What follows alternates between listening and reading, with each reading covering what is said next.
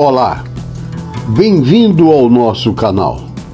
Contos interessantes. Você vai participar de momentos emocionantes. Veja o vídeo, compartilhe com os amigos e inscreva-se em nosso canal. Obrigado. Há mais coisas entre o céu e a terra do que pode imaginar nossa vã filosofia. Sir William Shakespeare. Trata-se o conto de uma história real, relatada por uma médium que prefere não ser identificada, sobre o que aconteceu com a sua própria família.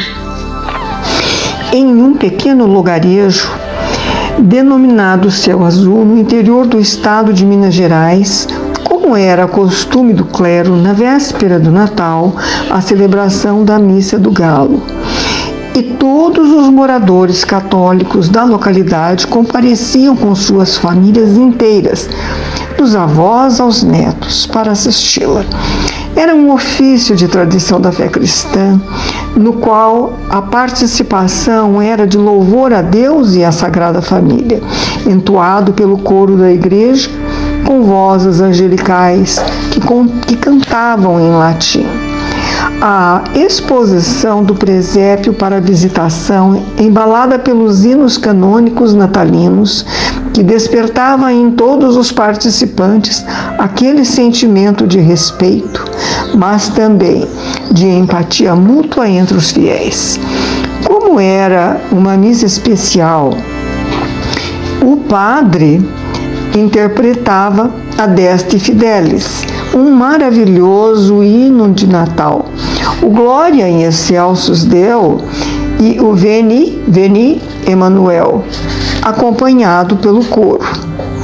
Ao finalizar o ato, os paroquianos envolvidos no clima de solidariedade e emocionados pelo cumprimento do ato, que respeitosamente consideravam como um dever religioso, emergido dos rígidos mandamentos da Igreja, saíam e se despediam uns dos outros em afetuosa confraternização e se dirigiam para seus lares, nos quais, já iluminados com luzinhas coloridas a enfeitar as árvores natalinas.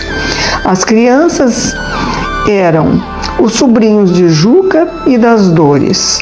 Corriam por um lado, por outro, vibrantes, com suas roupas novas, sapatos que haviam recebido de seus pais, dos seus tios e avós.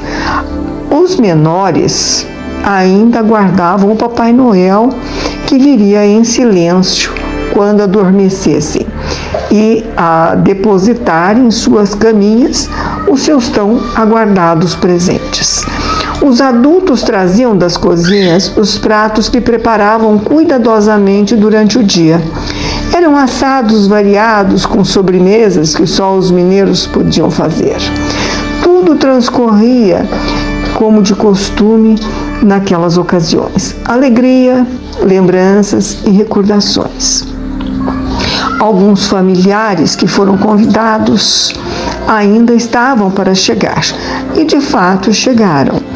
Entre abraços esfuziantes e agradecimentos pelos presentes e mais pratos para compor a mesa, Tomé indagou ao irmão que o recepcionava: Juca, o que está acontecendo na paróquia? Passamos pela avenida e notamos que a igreja está aberta e toda iluminada. Acaso o padre Damião não foi passar a ceia na casa do prefeito?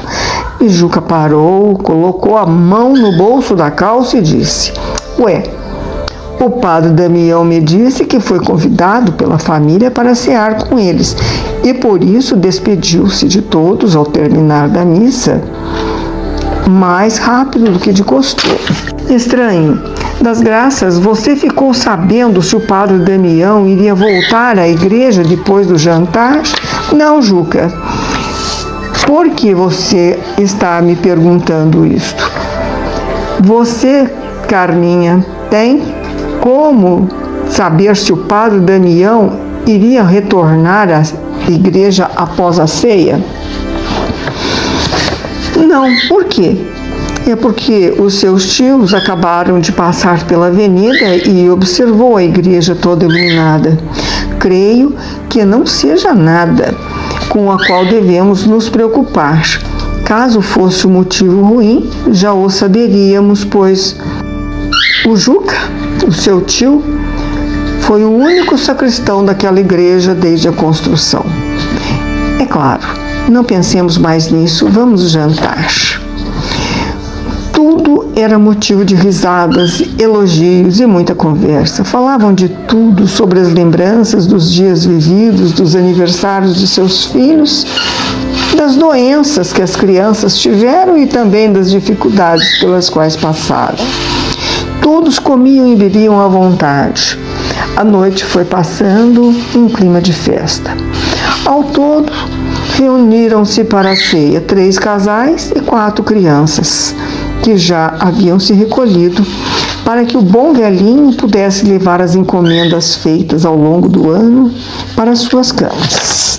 Juca, havia mais alguém convidado para o jantar que você não se lembrou de me falar? Não das graças. Porque você está me perguntando isso? Seríamos apenas nós, os de casa. Mas ouvi o portão abrir e vozes. São 2 pessoas e estão entrando pelo jardim. Cláudio, o irmão mais novo de Juca, levantou-se e chamou Tomé, o irmão das Graças, para saber o que estaria acontecendo. Juca permaneceu sentado com Das Graças, sua esposa. Boa noite. Quem é? É o Tito e o Tenório. Feliz Natal a todos. Juca levantou-se e foi também recebê-los. A que devemos esta visita? Por que não vieram mais cedo para o jantar? Agradeço a deferência, mas viemos aqui por outra razão. Então nos diga, Tito, parece que vocês estão preocupados com alguma coisa. Viemos saber qual a razão da festa que está acontecendo na igreja. Por quê? Se a missa já foi rezada. Estávamos todos juntos, o padre deu-nos a sua bênção e voltamos para nossa casa. Por que o padre Damião não nos enviou nenhum convite e não avisou de nada? Nem bem saímos e as pessoas já retornaram para lá? Por que ele não nos avisou que haveria outra celebração natalina após a que participamos? E Tito ainda perguntou: Juca, você é o sacristão da igreja, pelo que sabemos, o único desde sempre. Por que o padre Damião não nos convidou? Juca calmamente respondeu a todos os que foram convidados para o jantar de Natal em sua casa: logo saberemos. Como é do conhecimento de todos nós, quando falece alguém importante de Céu Azul e das suas redondezas, é velado dentro da igreja. E provavelmente o padre Damião veio a tomar conhecimento do ocorrido após a celebração da missa de Natal. Caso soubesse antes, teria nos avisado e requerido o nosso comparecimento após a ceia, para auxiliar nos preparativos para receber o morto, seus familiares e amigos. Tito, Tenório e Cláudio, vamos à igreja para sabermos o que está ocorrendo e se necessitam, porventura, de nossa ajuda. Está bem. Juca, volte para avisar-nos antes de qualquer coisa, disse Das Graças. Ao chegarem, notaram que ali se reuniam pessoas que não conheciam. Gentilmente cumprimentavam um ou outro cavalheiro que por eles passavam, mas eles não lhes devolviam os cumprimentos. Vamos entrar para falar com o padre Damião. A igreja estava repleta de adultos e jovens, os quais Juca, o sacristão, não se recordava de tê-los conhecido, pois conhecia a todos daquela cidade, membros da paróquia, preparando celebrações de muitos casamentos, batizados, crismas, catecismos, primeira comunhão e missas de 7º e 30º dia. Cláudio notou que o padre Damião não estava no púlpito. Então correu pela lateral da igreja e foi à sacristia, mas ela estava vazia e voltou para o meio da igreja.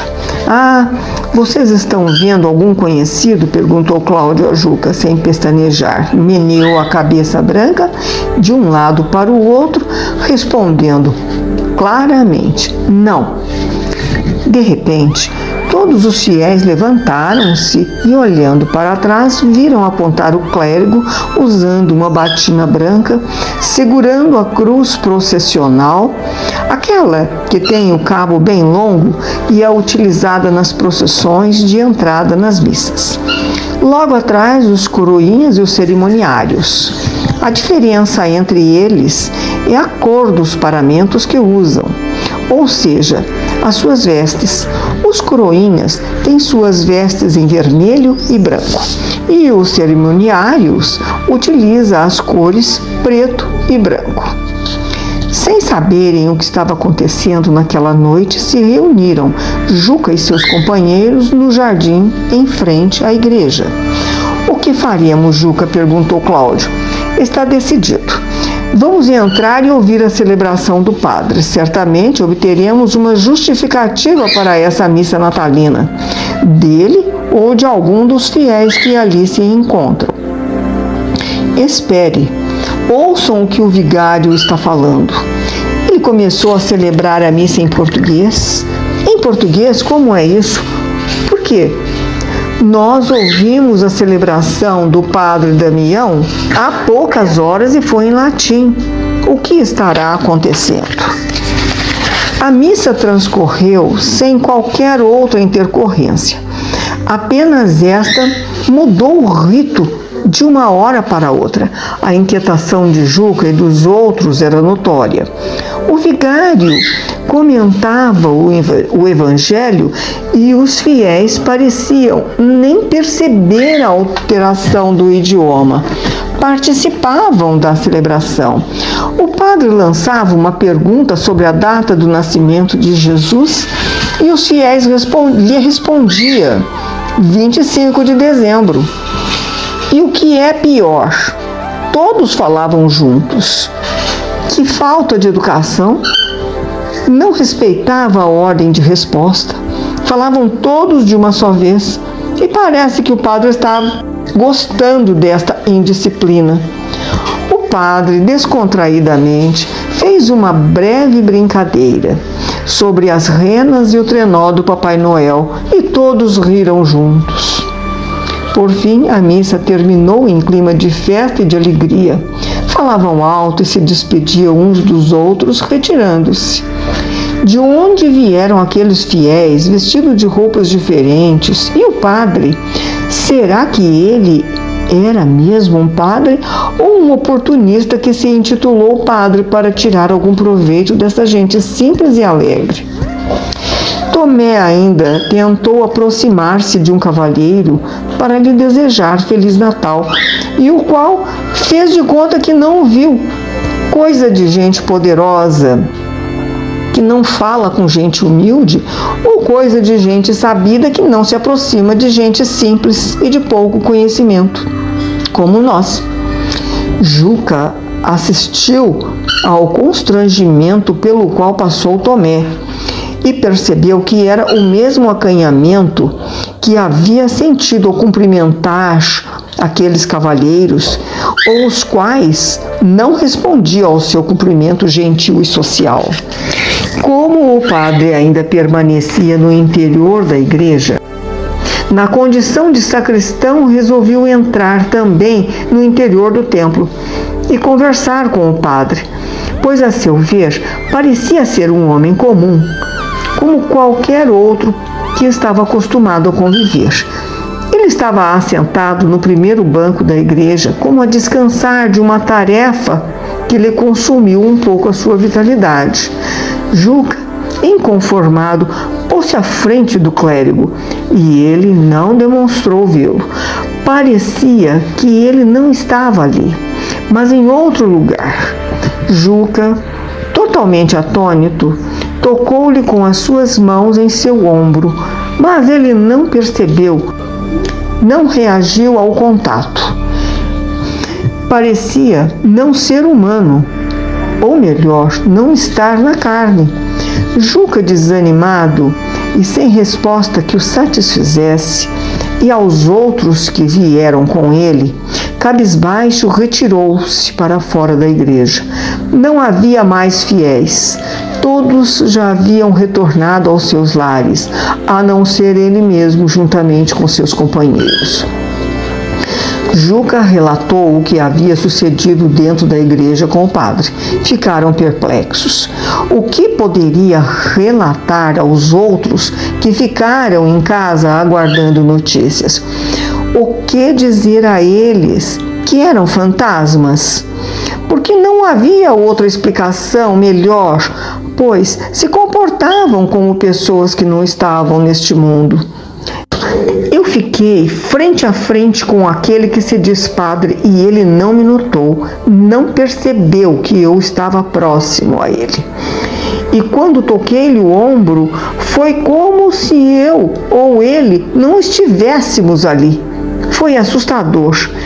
Preparamo-nos para retornar às nossas casas sem qualquer explicação convincente a prestar a quem quer que possa nos interrogar sobre esta missa.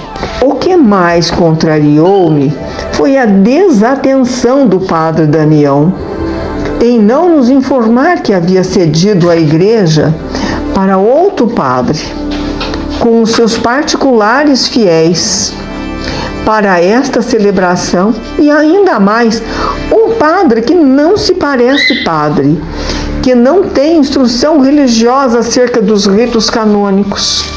O Papa Pio XII faleceu em 9 de outubro deste ano, de Nosso Senhor Jesus Cristo, de 1958, ou seja, apenas 2 meses e 16 dias. Este homem que se diz padre, ao seu prazer e satisfação, muda os ritos e dogmas de uma religião de quase 2000 anos, sem que ninguém saiba, e estabelece formas e procedimentos desconhecidos do resto do mundo. Isto é inaceitável. Será que esta prática está ocorrendo na capital? Amanhã irei falar com o padre Damião sobre este fato ocorrido, pois é bem possível que aquele padre o tenha enganado para usar o local para reunir aquelas pessoas a título de louvar ao Senhor, mas para convencê-las a serem seus cabos eleitorais. É por isso que eles fingiam que não nos viam. Esse padre encenou a peça do cego surdo-mudo. Durante o retorno para sua casa, Juca e seus companheiros encontraram na rua um folheto litúrgico diocesano, datado de 25 de dezembro de 1978, que além da liturgia de Natal, tratava das diretrizes da Igreja Católica após o falecimento do Papa Paulo VI, ocorrido em 6 de agosto de 1978. Eles liam e não compreendiam como poderia, na data atual, 25 de dezembro de 1958, tratar de um episódio que apenas se realizaria 20 anos para frente. Esta notícia certamente era falsa, pois como declarar que um chamado Paulo VI morreu em 6 de agosto de 1978, se nós estamos vivendo o ano de 1958?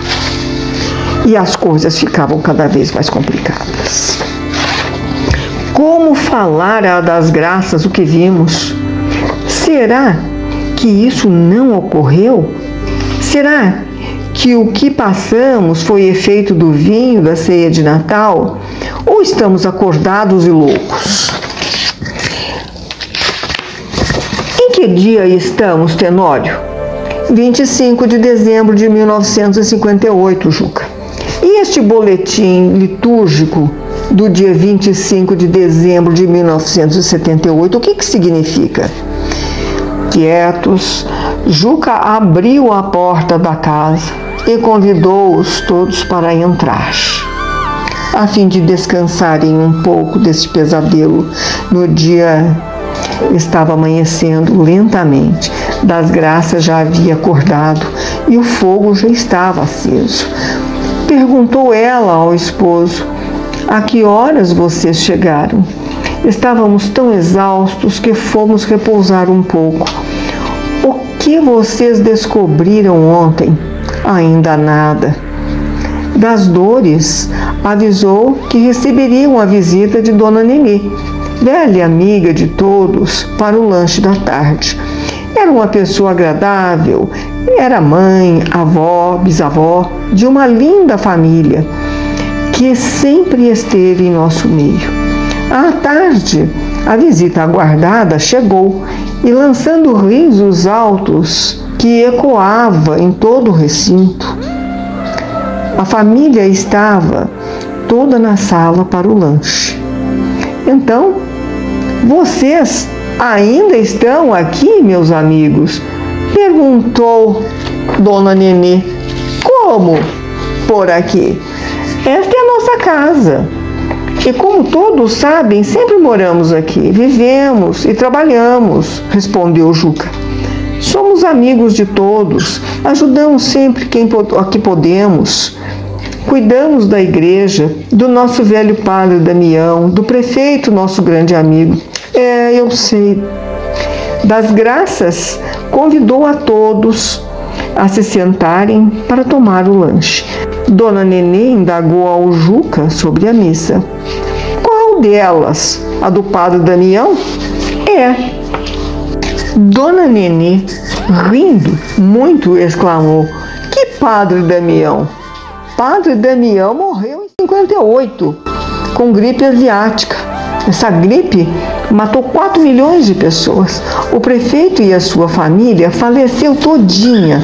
A cidade de Céu Azul perdeu os seus membros para a doença que chegou em 1958 e somente parou de causar óbitos em 68. Como a senhora sabe, Dona Nenê? Juca, você e sua família, juntamente com a minha e mais 50 mil habitantes desta cidade, morreram naquela época. Mas como morremos naquela época se estávamos todos aqui, bebendo, comendo, trabalhando? E como a senhora sabe de tudo isso? Juca, eu falo e vejo os que já não se encontram mais na matéria. A senhora é capaz de falar com os que já faleceram? Sim, Juca, não só falo, como os vejo. A senhora está viva agora? Sim, Juca, eu estou na matéria. Eu não perdi a carne naquela epidemia. O que aconteceu na igreja ontem? É nada de importante, Juca. Quem falece não quer dizer que não exista. Não quer dizer que não exista. Os mortos, como a humanidade os chama impropriamente. Pois, se Jesus nos revelou que a carne fica na terra e o espírito permanece eternamente, são como os anjos do céu, e para cada um que deixa a carne, tem um lugar preparado por Deus para este ser. E por que não fomos para este lugar preparado ainda? É porque vocês não estavam preparados para este episódio da vida, para esta passagem. Não se conscientizaram que as coisas da matéria são muito fortes e nos prendem na terra e a nossa alma não se desliga nem da terra, nem dos hábitos, nem dos costumes, até que um dia a consciência aflora e o ser desperta. E agora é a boa hora, a hora de descobrirem a grandeza do Pai, que sempre nos amou, nos ama e nos amará eternamente.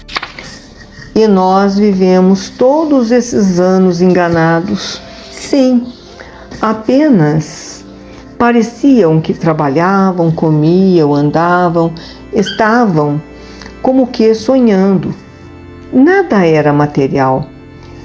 E como fomos à missa de Natal ontem, vimos os amigos, o nosso querido Padre Damião fazendo os preparativos para a liturgia.